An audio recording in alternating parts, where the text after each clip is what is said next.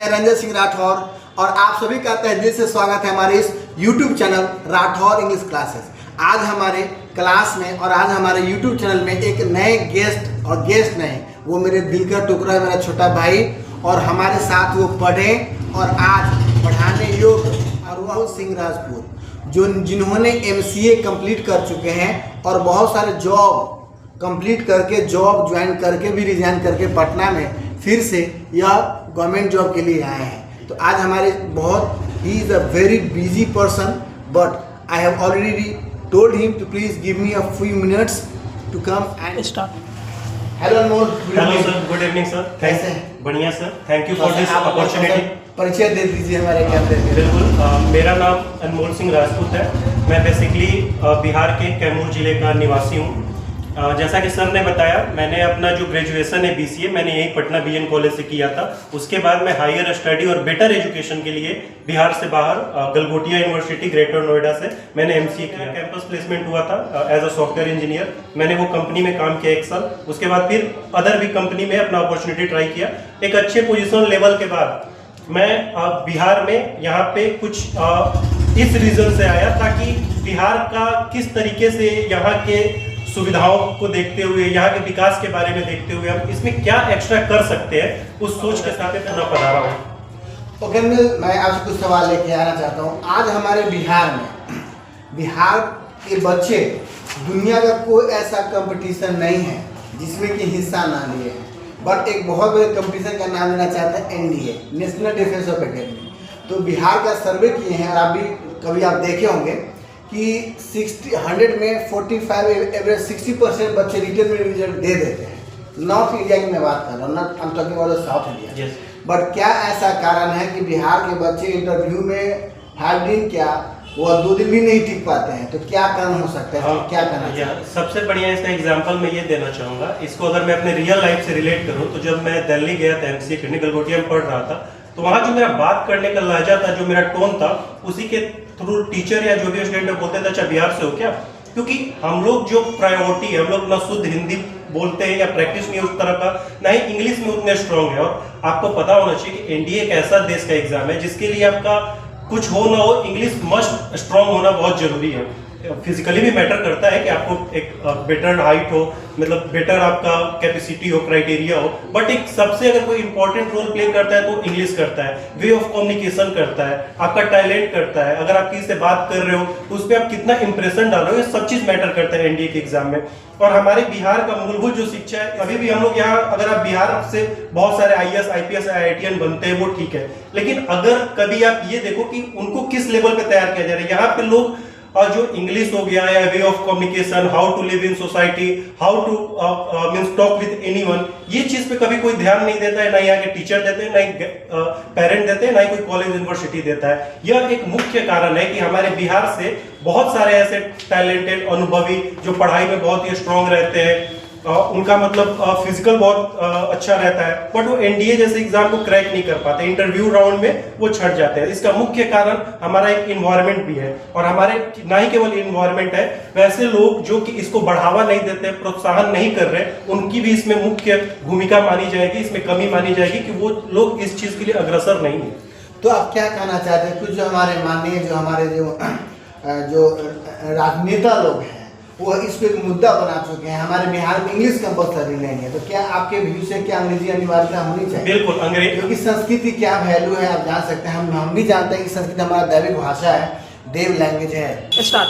तो आप क्या कहना चाहते हैं कि हमारे जो सोच है यहाँ पे युवा सोच है कि अंग्रेजी अनिवार्य नहीं, तो मैं आपसे जानना चाहता हूँ कि संस्कृत की क्या यूज है, बट इंग्लिश के लिए जब हमारे लाला लाजपत जब हमारे संविधान जब बनी थी तो क्या कहते हैं कि हमें लड़ाई है अंग्रेजों से, ना कि अंग्रेजी से, तो इतना अंग्रेजी को अवॉइड क्यों किया जाता है? जैसे कि sir we all know that like English is in a global language which can use all over the world. Already I told you I join many jobs.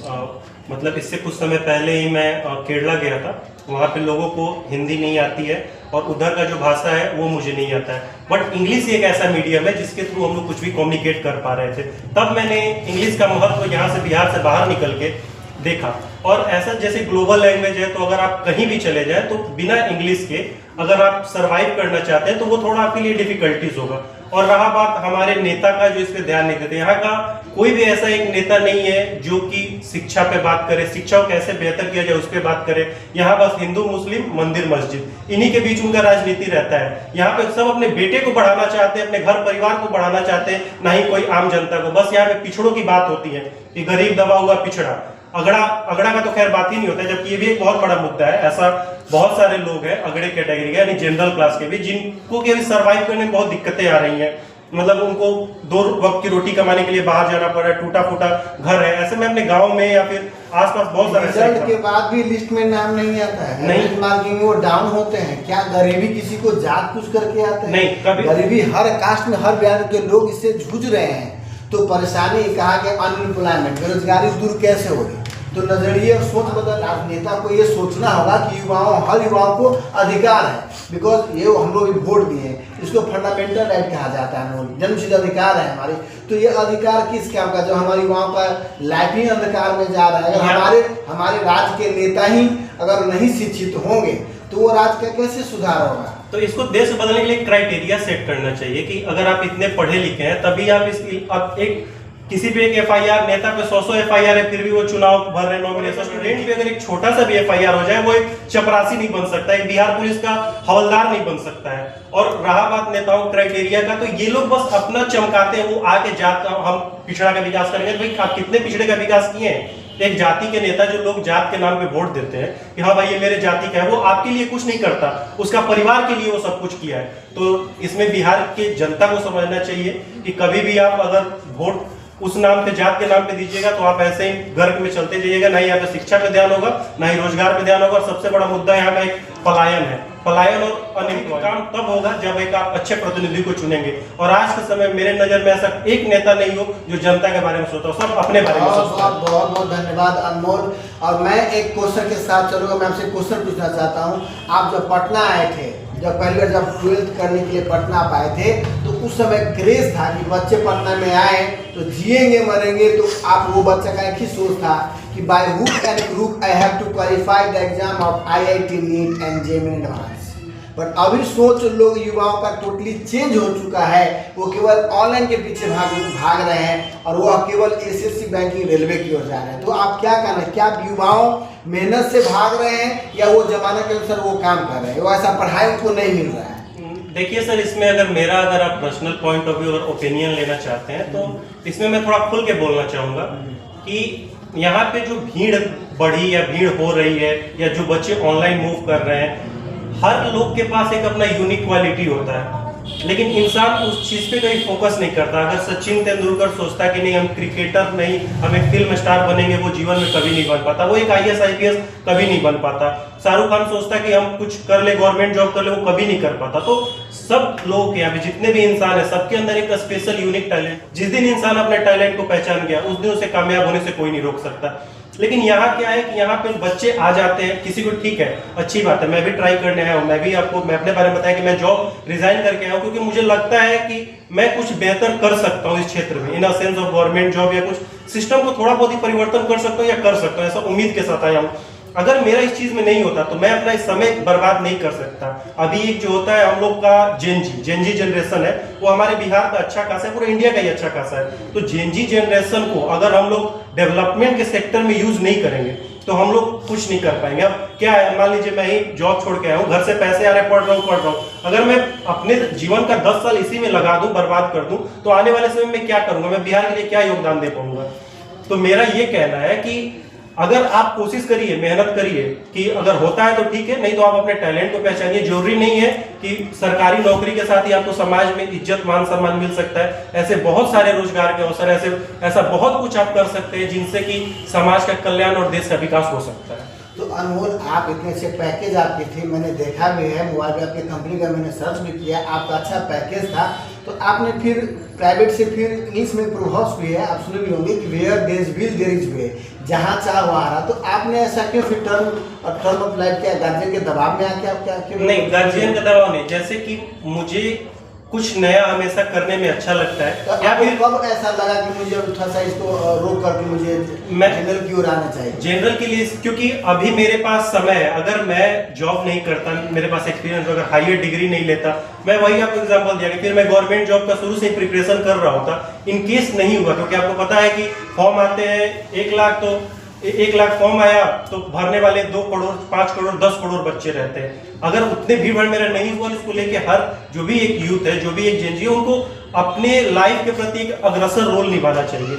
अगर मेरा इधर नहीं होता है तो मैं और किसी चीज में सहयोग करके आगे बढ़ सकता हूँ। इसके लिए मैंने वर्क भी किया, अच्छा नॉलेज भी लिया, एजुकेशन भी लिया और जॉब करके एक्सपीरियंस भी ले लिया। अब उसके बाद मैं इधर आया हूँ। इधर नहीं होता है तो मैं उस चीज को आगे बढ़ा सकूं। अब यहाँ के लोग, एक मान लीजिए आपको एग्जांपल दे रहा हूँ कि एक हम लोग मैं भोजपुर जिला से आता हूँ, तो एक कहावत है कि बीए का के बकरी चरावत था, एक सॉन्ग था, गाना था। अब आज के समय में ग्रेजुएशन का वही हाल रह गया, वही स्तर रह गया। अब मैं केवल बिहार के लेवल पे नहीं, देश के लेवल बात कर रहा हूँ कि अगर आप एक नॉर्मल ग्रेजुएट है, अगर आपका गवर्नमेंट सेक्टर में कुछ नहीं होता है तो फिर आपको कहीं कंपनी फैक्ट्री में करना होगा या फिर कुछ अपना शुरू करना होगा। तो मेरा तो सबसे यही अनुरोध रहता है, जो भी छोटे बच्चे मिलते हैं, मैं बोलता हूँ जरूर कोई एक टेक्निकल स्किल करना। एक मान लो तुम कॉमर्स बढ़िया, ठीक है, कॉमर्स करो, सीए करो, या कुछ भी एक बेटर टेक्निकल नॉर्मल ग्रेजुएशन करके आज के समय में इंसान आगे बढ़ जाए, वैसा थोड़ा प्रोबेबिलिटी बहुत कम है। तो अनु भाई, आप क्या सोचते हैं, क्या आपको गवर्नमेंट क्षेत्र में आने से क्या आपकी जो लॉयल्टी थी प्राइवेट जॉब में, क्या वो पूरा हो पाए? जब दिल से सच्ची बातें बोलना है, जितना पैकेज आपका उसमें था, क्या आपको लगता है कि गवर्नमेंट में आपका उतना पैकेज, उतना लॉयल्टी आप उसमें जी सकते? नहीं, ऑनेस्टली दिल से बोलना। इतना मुझे गवर्नमेंट, जितना प्राइवेट में पैसा है उतना गवर्नमेंट में नहीं है, ये बात सच्चाई है। और ना ही उतना फैसिलिटी भी है। मुझे आने जाने के लिए फ्लाइट मिलता था, एसी का केबिन था प्रॉपर, तो वो सब मुझे पता है गवर्नमेंट जॉब में नहीं मिल पाएगा।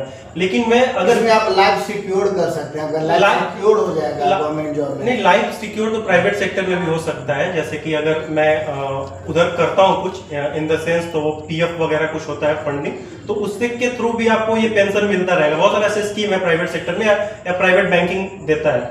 मैं यहाँ कुछ अब बिहार में कुछ बदल सकूं, अगर मैं अच्छा एक कंप्यूटर शिक्षक ही बन जाता हूँ बिहार में, तो मैं कितने बच्चों को वो अच्छा बना सकूं, मेरा फोकस उस पर रहता है। अगर मैं कहीं कुछ बढ़िया पोस्ट पे चलूं तो करप्शन को कैसे खत्म करूं, मेरा ध्यान उस पर रहेगा। अगर पैसा कमाना होता तो मैं सरकारी में फिट था। मैं बिहार के लिए क्या किया, अपने घर समाज के लिए क्या किया, हमेशा मेरे लिए जीवन में मैटर ये रखता है। तो अनमोल क्या कहना चाहते हैं? हमारे बिहार बोर्ड के स्कूल सब में कंप्यूटर्स आ चुके हैं, बस शिक्षक अच्छे नहीं, शिक्षक अच्छे नहीं है, वहाँ कंप्यूटर का उच्च स्तर का शिक्षा अलाउ नहीं हुआ है। शिक्षक अच्छे नहीं है, सरकार की नीयत अच्छी नहीं है। अगर आप इसको अच्छे सेंस में ले तो गार्जियन भी अच्छे नहीं है। गार्जियन अगर कुछ स्कूल में खिचड़ी नहीं मिला तो गार्जियन पहुंच जाएंगे लाठी डंडा ले, खिचड़िया काहे ना मिल लो बेटवा के। लेकिन अगर वही शिक्षा अच्छा नहीं हो रहा, मास्टर पढ़ा नहीं रहा, बच्चा घर पे है, तो उस पर गार्जियन कोई ना, बच्चा घर है ना, चल इसको कुछ कामें करवा ले, क्योंकि आज घर पे है। तो इसमें मेन मुद्दा गार्जियन भी दोषी है, शिक्षक भी दोषी है और सरकार भी दोषी है। किसी एक को ब्लेम करके कुछ नहीं होगा। तो how can we change our mentality? कैसे मेंटालिटी को चेंज किया जाए? Sir, first we have to improve and organise ourselves, like how we can achieve our goal, our success. Firstly, I will tell that like we have to improve our vision in our life, like what we want to do and how we can improve this thing. So all things are matter, and in my point of view nowadays I think like people mentalities. So in that time the students were working hard behind the IIT JEE. Now come the point. But in this time the competition is too much become fast. Before some time you have already told to me that sir, we have a scarcity of job. Only the vacancy comes only suppose that 2000, okay, and 2 lakh students are going to apply the form. So how is it possible? That is you can say that IIT JEE is easy, not a general competition is easy. Okay, but sir, the students are thinking why they are running. They are going to be the part of only crowd. वो केवल भीड़ के हिस्सा बन रहे हैं. What do you think about it? Actually अगर इस पे अगर मेरा आज के समय में अगर मैं एग्जांपल लेता हूँ बाजार समिति का, जब मैं 2015 के समय में बाजार समिति में रहता था, उस टाइम यहाँ पे क्राउड बहुत था, IIT JEE मेंस नीट की। लेकिन अभी जो क्राउड कम हुआ है, इसके पीछे रिस्पॉन्सिबल यहाँ के कुछ लोकल्स भी हैं, लोकल भी कह सकते हैं, जो कि बच्चों को उस टाइप का ट्रीट नहीं किए जिनको एज अ स्टूडेंट ट्रीट करना चाहिए। दूसरा जिम्मेवारी है गवर्नमेंट का। यहाँ पे आप जाके देख लीजिए, कोई भी लॉज देख लीजिए, कोई हॉस्टल देख लीजिए, जितना गंदगी कचरा, ये जो सड़क देख लीजिए पटना का जो गली का सड़क है, वो एक गांव के सड़क से बहुत ही घटिया है, और यहाँ ज्यादा नहीं सरकार का ध्यान है न कुछ है। और दूसरा रहा कि लोकल भी रिस्पॉन्सिबल है, ताकि वो मतलब अगर कोई बच्चा गरीब घर से आ रहा है, किसी के पिताजी नहीं है, फिर भी वो बच्चों से कहते थे कि नहीं मैं रेंट इतना ही लूंगा, रहना है तो रह, नहीं तो चले जाओ। ये भी एक रीजन है। दूसरा तीसरा रीजन है कि बहुत सारे ऐसे बच्चे हैं जो बहुत ज्यादा फीस दे के भी उनको एक सेटिस्फाइड लाइफ स्टडी नहीं मिल पाता था। लेकिन आज के समय जब ऑनलाइन हुआ तो बच्चे अब घर पे रुक रहे हैं और वो ऑनलाइन की तरफ ज्यादा अग्रसर है। 200 का लाइब्रेरी ले लिए, वहीं बैठ के दिन रात पढ़ रहे हैं। तो मेरे हिसाब से ये टेक्नोलॉजी का बेहतरीन यूज हुआ, या टेक्नोलॉजी का एक आप ये इम्प्रूवमेंट भी बोलिए, जिसके तहत कि बच्चों को घर बैठे उनको बेटर एजुकेशन की सुविधाएं प्राप्त हो रही हैं। देख, घर बैठे अच्छे बेटर एजुकेशन तो पा तो रहे हैं, बट क्या आपको लगा जब से मोबाइल स्मार्टफोन आया है अपनों से हम लोग दूर हो गए। हर सिक्के के दो पहलू होते हैं, every coin has two side, advantage and disadvantage. तो क्या कहना चाहते हैं, युवाओं का सोच बदल। आप देख रहे हैं कि अभी लोग गांव जाते हैं, हम युवा तो माँ बाप के पास समय नहीं देते हैं, वो दोस्त के साथ मोबाइल पे साइड में वो बात करने लगते हैं, समय नहीं देते हैं, वो रहते हैं माँ बाप के साथ, उनका माइंड नहीं रह पाता। ये है डिमेट। We made mobile never made us man bro. ये चीज को मानसिकता को ये थोड़ा होना चाहिए गांव घर में। अभी भी दिखता है जैसे कि पहले के लोग, मैं जाता था गांव में, दादाजी लोग सब एक जगह पेड़ के नीचे बैठे थे, बट वो अब संख्या ही नहीं है। लेकिन अगर इसका मेरिट देखें तो ये भी है कि बहुत सारे ऐसे अच्छे काम है जो कर रहे हैं फोन से। अगर किसी से बात करना हो, पहले अगर हमें घर वालों से मिलना होता तो घर जाना पड़ता था, फोन वगैरह बात हो जा रही है। तो ये एक सुविधा भी है और एक तरह से कहिए तो असुविधा भी है। तो वो आपके ऊपर डिपेंड करता है कि आप किस नजरिए से उस चीज को ले रहे हैं। Okay, you have already faced so many interviews.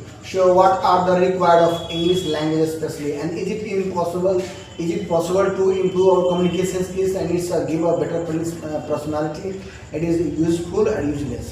Yeah, no, yeah. Communication skills. My opinion on the English, like without English, like how much issue I face in a south side also. Honestly, you have to tell Yeah, honestly. that how much it is a requirement for communication skills. Yeah, nowadays, like already I told you, English is a global language. Without you can't achieve your success. In my sense, in my point of view, we can't achieve success in any sector, like in a IT or private sector. Suppose that someone can call me for interview. So my first impression, build from English, communicate in English. Like if someone asks my name, as an interview purpose, not as a simple way in a communication with friend and family, but at that sector, English is must compulsory. Also from like any government job, like I will already tell that about NDA, and in interview section means without English we can't do anything, and English give us a confidence, a moral power, like how to face the issues if some things arise, like we are able to make communication easy by the help of English. We can judge in a whole India.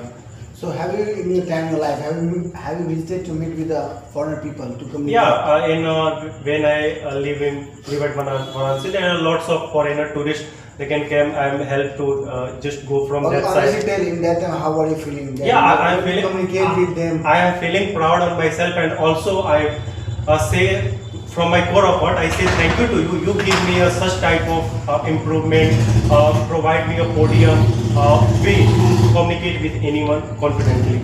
So we need to develop our communication skills. Yeah, this is a most requirement. Means your first impression is your communication skill. Your first impression, like अगर हम मतलब हिंदी में अगर इसको समझाए तो अगर हम इंटरव्यू देने जाते हैं तो हम वहां पे जाके बैठे, बात किए, इंटरव्यूअर जो इंटरव्यू भले आपका आधा घंटा का, लेकिन इंटरव्यू 2 मिनट के अंदर ही इंटरव्यूअर जज कर लेता है कि आप इस रोल के लिए फुलफिल हो कि नहीं। और वो आपके क्वेश्चन आपका टेक्निकल थिंकिंग से नहीं, आपके वो बिहेवियर, आपके वे ऑफ कम्युनिकेटिंग, आप कैसे अपने विचारों को रिप्रेजेंट कर रहे हो उसके सामने, उसी से आपका सिलेक्शन होता है, फर्स्ट इंप्रेशन। और एक कहावत भी है, first impression is last impression. Thank you, sir. Thank you to come. Thank you, मेरे दोस्त. Thank you.